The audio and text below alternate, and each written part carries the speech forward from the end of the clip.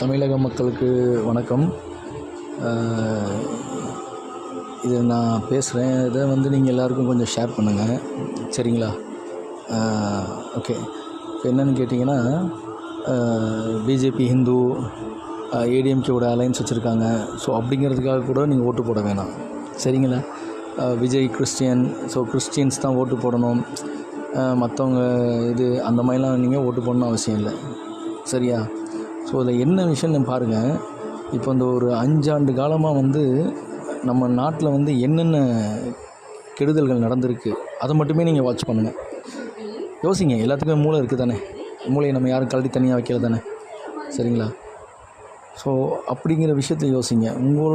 அதாவது எப்படின்னா, மற்றவங்க குடும்பத்துக்கு தானே பாதிப்பு வந்துச்சு, நம்ம குடும்பத்துக்கு பாதிப்பு வரலன்னு நீங்கள் யோசிக்காதீங்க. ஏன்னா எந்நேரமும் உங்கள் குடும்பத்துக்கு அந்த பாதிப்புகள் வரலாம். அதில் எந்த மாற்றமும் கிடையாது, சரிங்களா? நான் சொல்கிறேன் கேளுங்க. அதாவது எப்படின்னா, ஒரு 10 வருஷமாக பார்த்தீங்கன்னா டிஎம்கே ஆட்சியில் இல்லை, ரைட்? என்ன விஷயம்னா, அவங்க செஞ்ச அவங்கள பற்றி நல்லாவே தெரியும். அவங்க ஆட்சிக்கு வந்தாலே எல்லாத்தையும் திருடுறதும் கொள்ளையடிக்கிறது. ஸோ அவங்க இதில் பார்த்திங்கன்னா எப்படின்னா, உள்ளே இருக்க ரவுடிஸை வெளியே விட்டுறது, இந்த மாதிரி சில விஷயங்கள் அவங்க பண்ணுறதுல கை தேர்ந்த ஆள்கள், சரிங்களா? அது எல்லாத்துக்குமே உலகறிஞ்சது. நம்ம ஒரு எப்படி சொல்கிறது, தமிழ்நாடுங்கிற ஒரு மாநிலத்தில் இருக்கிறோம், சரிங்களா? அப்போ உலகம் அறிந்த விஷயம்.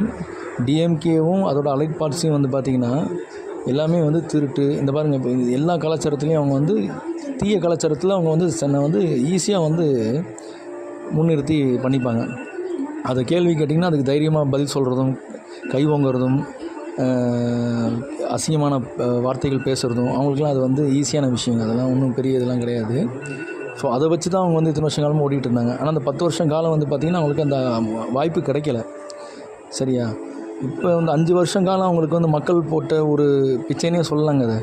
ஏன்னு கேட்டிங்கன்னா, அது இந்த ஏடிஎம்கே தலைமை தாங்கிய இரும்பு பெண்மணி அம்மாங்கிற ஒரு கேரக்டர் இல்லாமல் போனதுனால சில உட்பூசல்களும் சூழ்ச்சிகளும் நடந்து இந்த அதிமுகங்கிற ஒரு கூட்டணியில் சில பிரச்சனைகள் வந்துருச்சு.